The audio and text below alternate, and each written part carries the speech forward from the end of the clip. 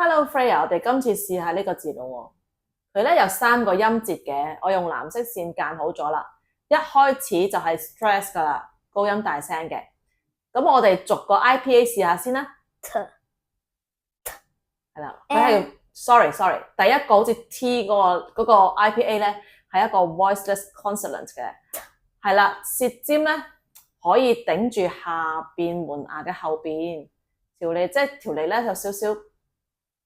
條脷同埋嗰個上顎咧有少少空位，啲氣咧就係由嗰個條脷同埋上邊嗰個門牙後邊之間嘅空位噴出嚟，聲帶唔震嘅。試多次啊，係啦。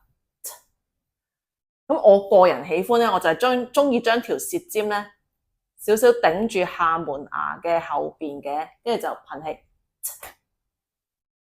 啱啦，嚟多次啊！啱啦，好啦，第二個 IPA 咧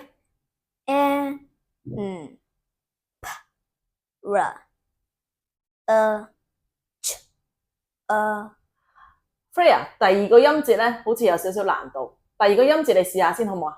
夾埋一齊3個 IPA。pra 啱啦。咁成個字咧 temperature 開估啊，就係呢個字啦，溫度咁解。咁咧，我係又攞佢咧同下邊嗰個 person 比較，佢哋中間都有個 PR 嘅組合，係唔係？但係兩個音完全唔同噶，大家留意下咯噃。所以咧就唔可以靠嗰個串法咧去估嗰個讀音嘅，我哋一定要查字典睇 IPA。我哋一齊聽下字典點樣讀 temperature。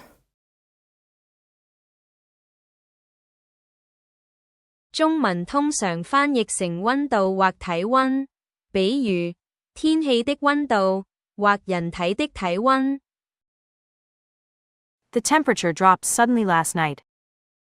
昨晚溫度突然下降了。